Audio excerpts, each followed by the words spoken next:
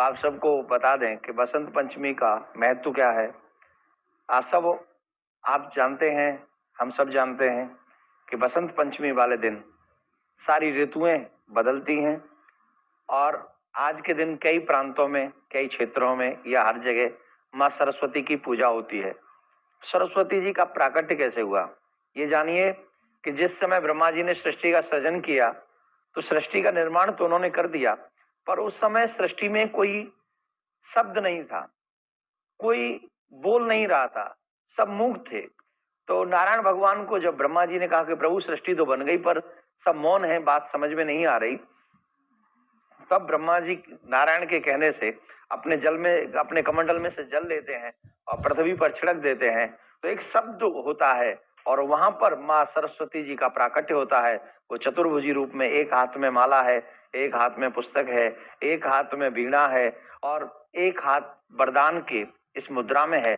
चतुर्भुजी जब माँ सरस्वती जी का प्राकट्य वहां पर हुआ तो ब्रह्मा जी बड़े प्रसन्न हुए और ब्रह्मा जी ने जब पूछा तो कह दिया कि आपके हाथ में ये वीणा है। ब्रह्मा जी ने कहा इसका जरा नाद करिए। तो जब नाद हुआ तो सबको उन्होंने वाणी प्रदान कर दी, एक शब्द वहां से हुआ और इसलिए उनको वाक्यवादिनी कहा जाता है, वीणा वादिनी कहा जाता है और माँ सरस्वती है। ये आज ही के दिन सरस्वती माँ का जो प्राकट्य हुआ वो बसंत पंचमी के दिन हुआ, इसलिए बसंत पंचमी हमारे यहाँ पूजनीय है और हम बसंत पंचमी के दिन ये विद्या के लिए भी सरस्वती माँ का पूजन करते हैं। एक पिताजी का हरण हो गया था तो उस समय सबरी माँ के यहाँ पर भगवान श्री राम पहुंचे थे, तो जिस शिला पर वहां बैठे थे, ऐसा मानते हैं कि वो एमपी में ऐसी जगह है जहां पर आज भी कुछ लोग माँ सरस्वती जी का पूजन उसी दंडकारण्य वन में राम जी और माँ सबरी के रूप में पूजन करते हैं। ऐसे तमाम हमारे यहाँ उदाहरण है। एक बार भगवान श्री कृष्ण ने भी माँ सरस्वती जी को आशीर्वाद दिया कि आप बसंत पंचमी के दिन हमेशा पूजी जाएंगी। वजह थी कि जब भगवान श्री कृष्ण ने पहली बार बांसुरी वादन किया तो स्वयं सरस्वती माँ उस बांसुरी में आकर विराजमान हो गई। ये संगीत की प्रदाता भी हैं, बुद्धि की प्रदाता भी हैं। तो भगवान श्री कृष्ण ने भी इनको वरदान दिया कि बसंत पंचमी के दिन आपकी हमेशा पूजा होती रहेगी। एक और प्रसंग आप सबको याद हो, हमारे यहाँ के पृथ्वीराज चौहान हुए हैं जिनके ऊपर मोहम्मद गौरी ने 16 बार चढ़ाई की और 16 बार, हमारे इतिहास में थोड़ा उलट पुलट किया गया है। हमारे यहाँ इतिहास में बताया तो जाता है कि मोहम्मद गौरी ने चौहान को हरा दिया, लेकिन कोई ये नहीं बताता कि उससे पहले 16 बार पृथ्वीराज चौहान ने मोहम्मद गौरी को हराया। और प्रेम से देखिए कितना हमारे भारत में इतिहास है, हमारे भारत में दया कितनी है। 16 बार युद्ध में परास्त करने के बाद भी उसे मृत्यु दंड नहीं दिया, उसे जीवन दान दिया, कहा तुम जाओ, तुम जाओ, तुम जाओ। 16 बार हराया लगातार और फिर चला गया। 17वीं बार फिर उसने आक्रमण किया और इस बार पृथ्वीराज चौहान हार गए। तो इनको वो अपने साथ में लेके अपने यहाँ पर गौरी मारने से पहले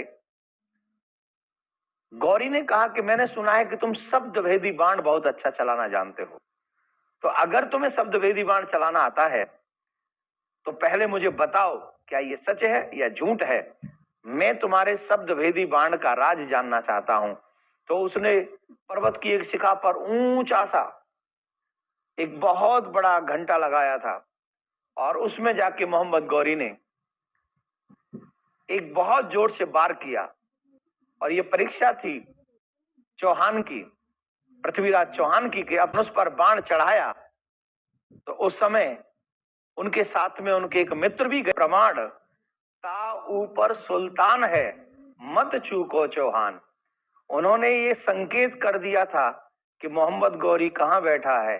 तो जब एक बात और मैं आपको बता दूं, जब चौहान को मोहम्मद गौरी अपने यहां लेकर गए थे, उन्होंने उसी समय उनकी आंख फोड़ दी थी और जैसे ही उनके मित्र ने ये इशारा किया तो पृथ्वीराज चौहान ने अपने शब्द वेदी बाण को चलाया और सीधा वो बाण जाकर मोहम्मद गौरी के सीने में लगा और जब मोहम्मद गौरी के सीने में लगा तो उनका वहां पर अंत हो गया। और बसंत पंचमी वाले दिन हुई थी। आपको जानकर अचरज होगा एक बात। इसके बाद उन्होंने, पृथ्वीराज चौहान ने और उनके मित्र ने एक दूसरे को वहीं पर, क्योंकि जहां पहुंचे थे वहां पर सारे मुगल थे, उन लोगों के बीच में रहना वो पसंद नहीं करते, तो उन्होंने एक दूसरे को वध करके, एक दूसरे के पेट में चाकू मारकर एक दूसरे को इस पृथ्वी से विदा किया। बड़े बड़े कारनामे किए हैं, लेकिन इतिहास के बीतते हुए समय में कुछ लोगों ने उन्हें विलुप्त पन्नों पर खो दिया है, पर जब आप जैसे और हम जैसे लोग रहेंगे तो उन्हें खोने नहीं देंगे। वो राजा ही हैं जिनसे हमारा इतिहास आज तक चला रहा है, और यही बसंत पंचमी के दिन ये घटना घटी थी, इसलिए भी ये आज के लिए आज के बताने के लिए आवश्यक थी। तो इसलिए बसंत पंचमी की पूजा, और ब्रज में तो बसंत पंचमी की पूजा आज से ही ठाकुर को ब्रज में होली का त्योहार भी प्रारंभ हो जाता है। इसलिए बसंत पंचमी की पूजा, माँ सरस्वती की पूजा और होली की पूजा आज से प्रारंभ होती है। इन्हीं शब्दों के साथ आपसे फिर मिलेंगे। राधे राधे।